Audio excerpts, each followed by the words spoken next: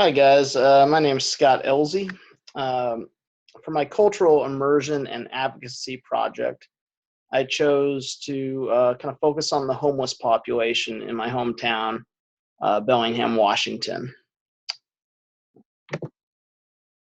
For the kind of observation and participation part of this assignment, I first kind of looked around at my community to see what was even out there for working with the homeless. We have a huge, we got a pretty large homeless population here in Bellingham, Washington.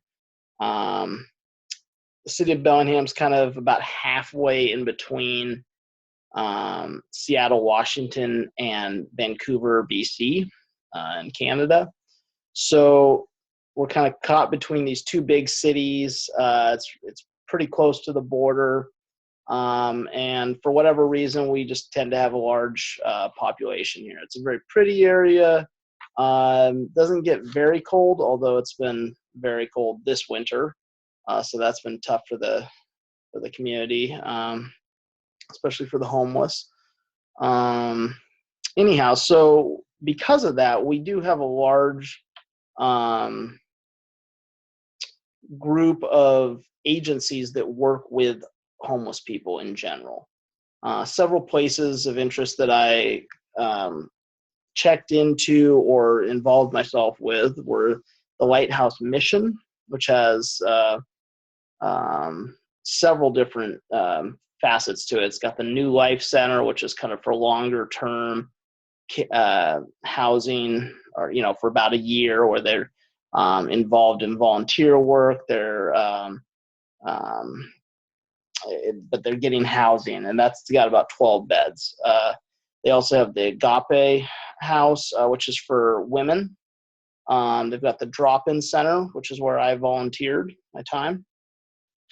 And they've got their main chapel building, which you can actually see the picture here of. I also checked out the Rainbow Center, which does some kind of minor mental health work, and it's kind of peer run. So I don't know if they actually have mental health counselors there or not, but it's a place where they can go get coffee, etc. Catholic Community Services has a large population of homeless clients, especially in their co-occurring disorders group for addiction. Compass Mental Health. And then there's Salt on the Street, which serves meals and hands out socks in the cold weather, stuff like that. So there's actually there's a lot more that I'm not even mentioning here, but there's a lot of agencies and organizations that are focusing on the homeless in my town here. And I just chose to spend my time at the Lighthouse Mission Drop-In Center. So as far as kind of doing some research on this, it was a little difficult to find a bunch of research on this. It's also difficult because it's a very politically charged thing. The homelessness, people have a wide variety of opinions on how people become homeless, how they stay homeless. Is it their fault? Is it society's fault? That sort of thing. And it's kind of usually the argument centered around, are the homeless just getting handouts, or are they, or is it just they need some help getting back on their feet or getting on their feet for the first time? So there's it actually makes it pretty difficult when there's political aspects to this. The homeless are among the most marginalized and stigmatized people in the United States. That's from Gillen's in 1999, in one of the articles we read earlier. They were even actually referring just to kind of people of low socioeconomic status, but that easily meets the homeless criteria. So homeless people often struggle with mental health and addiction issues as well, which just kind of makes it more difficult for them to find stable footing. Co-occurring disorders, basically having multiple different, mental health disorders or addiction or whatever, just heighten the risk of homelessness and of staying homeless. Makes it harder for them to get out of that cycle.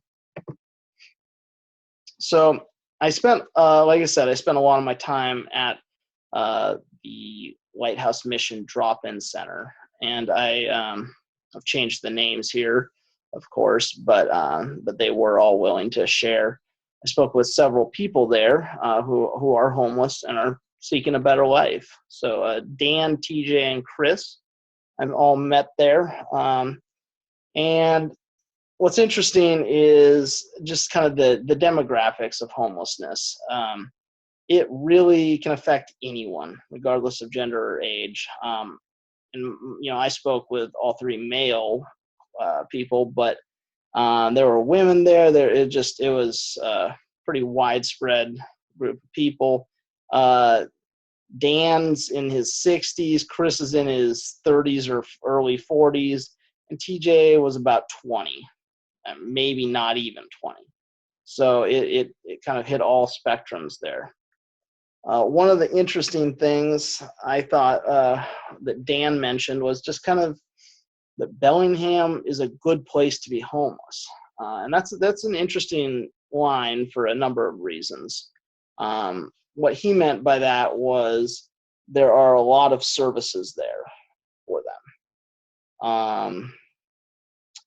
But, one could argue that that's partly why there's such a large, it's a little bit of a chicken or the egg situation where is that why there's such a large population of homeless people there? Or is it because there's such a large group of homeless people there that agencies and organizations have moved in to fill that need? So that's a big question that I don't have the answer to. A couple stories that they shared. TJ shared about getting kicked out of a treatment center and for behavior issues. He even said it that way. He just said he was roughhousing with another person at the treatment center and got kicked out. And since then, he's been homeless without a place to go back to. And that was pretty tough to hear. Dan was talking. It was actually, he's a little further along, but he's doing a little better. He said that probably 2 years ago, he was at the point where while he wasn't necessarily suicidal, he was just kind of walking across busy streets, not really looking one way or the other. And if he got hit by a car, he got hit by a car. So he was semi-suicidal there in a way. So, and he says now he's much more stable thanks to the Lighthouse Mission, that it got him kind of on his feet, and he's actually clean and sober now. I think he's got a month clean from marijuana and much longer from everything else. So that was pretty exciting. He was pretty proud of that, and that showed when he was sharing. So that was cool to talk with these guys. I did, like I said, I volunteered at the Lighthouse Mission Drop-In Center for about 3 hours. I did a short interview with Nolan, a staff member at the center, just kind of asking him about what they did there, how they did it, that sort of thing. I helped serve meals to the people, threw out drugs.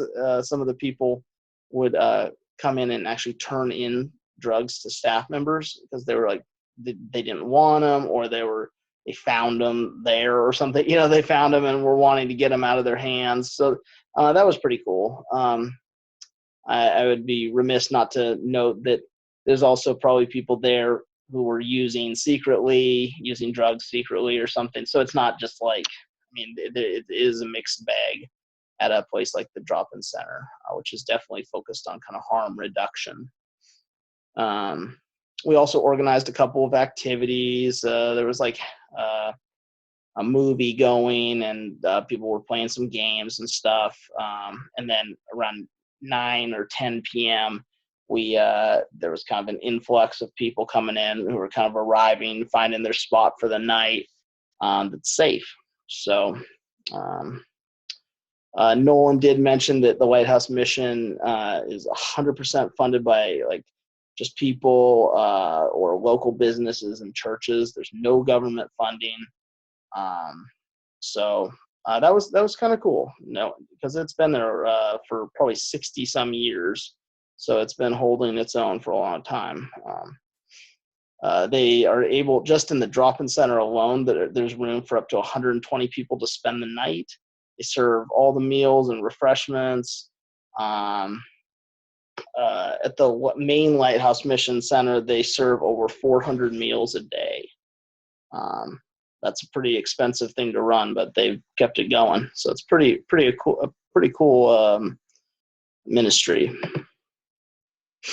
Some of the reflections just that I've had on this through this process, just being able to get in touch and be present with people at the drop-in center was really enlightening. Hearing their stories, seeing their needs and their hopes and dreams, it was pretty cool. Everyone I was talking to, at least, I mean, I should say the 3 people I kind of interviewed, really did have hope for a better future, and that was cool. They were not content to just sit and kind of stew in the homelessness, but they were having trouble finding out how to get out of it. All 3 of them had drug and alcohol issues as well as mental health issues going on. So you can imagine how difficult that makes getting any forward progress happening. Another thing I was just thinking of while we were doing this is, as counselors, we really need to be able to empathize with our clients. This advocacy project was really a powerful tool for me towards growing my abilities in this area, and just, I think, for all of us to become more aware of those around us and how what people go through. It's not always as simple as what we just see on the surface. One of the things that this advocacy project kind of also showed me is that often our clients have little to no voice of their own, and we need to be in position and able to kind of advocate for them. And then just biblically, we are called to help others as a way of showing our love for God and for people. Some of the Bible verses just kind of pulling out for this thing. 1 John 3:17 says, "But if anyone has the world's goods and sees his brother in need, yet closes his heart against him, how does God's love abide in him?" Philippians 2:4, "Let each of you look not only to his own interests, but also to the interests of others."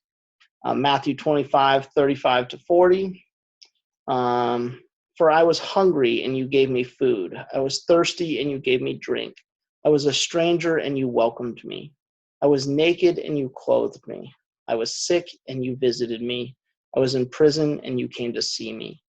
Then the righteous will answer him, saying, Lord, when did we see you hungry and feed you, or thirsty and give you drink? And when did we see you a stranger and welcome you, or naked and clothe you? And when did we see you sick or in prison and visit you? And the king will answer them, Truly, I say to you, as you did it to one of the least of these, my brothers, you did it to me." I think those are pretty powerful verses that speak to our need to help those weaker, than ourselves. Kind of finally here, some final reflections, more personally, I guess. This project was interesting for me in that it's the issue of homelessness is it is a really big issue, and there's not a simple answer to it, and it's not as simple as just throw money at the problem. It's not as simple as just provide housing and then they won't have problems anymore. I mean, there's a lot of layers to this thing, and I think it was helpful to kind of peel back some of the layers of the onion on that it's not simple, and it's naive to think it's simple, that there's some simple fix to it. There's a lot of different levels to it. There's it's a very difficult thing. Another thing, and this is maybe more personal, thought. I've long held to the concept of there's a difference between the responsive weak and the unresponsive weak. And by that, I mean, homeless people, I think we can easily consider them as a weaker demographic, in the sense that they don't have that necessarily ability to advocate for themselves, or they don't have the power or the, all the advantages that other people don't have. However, as far as who I am willing to spend my time and efforts and heart towards, it's really the people who are responsive to receiving help. The people who are willing to kind of keep doing the same old stuff, I don't have the passion to spend on them. And I think even we see that with Jesus. Jesus spent time with those who wanted to be with him. He did not drag himself to the Pharisees, begging them to reconsider. He spent time with the tax collectors. He spent time with the poor, the prostitutes. But he spent time with those people because they wanted to be with him. And I think that's actually a pretty good model for us when dealing with a very needy population that sometimes tries to manipulate us because we are caring. So it's a very difficult thing. There's a fine line there, but I do think that's a good kind of rule of thumb. Last couple things, just harm reduction approach works. Dan, like I said, is now clean and sober. That's been a long process. He talked about that, and just that his treatment agency did not focus. They did not give up on him. They did not change things, but they also were aware he was continuing to smoke marijuana. And eventually he did quit it, but it took him a while. And they just kept working with him, and the housing he kept getting more stable, and that helped him get clean. And so there's a lot of different levels, and he was getting mental health care. So having a little grace for these people as they work through stuff is also powerful. I mentioned finally just that this project kind of challenged some of my preconceived ideas about homelessness. And by that, I just mean there's so many layers to this the homelessness kind of epidemic, that it's not just people who don't want to work or are they're all drunks or something. It's not as simple as that. And there's any number of reasons why people are struggling with it or staying within that cycle of homelessness. And it just challenged me to view it as the complex issue that it is. Just these are some of the references I used. Thanks for listening, guys. It was a pretty cool project. Take care.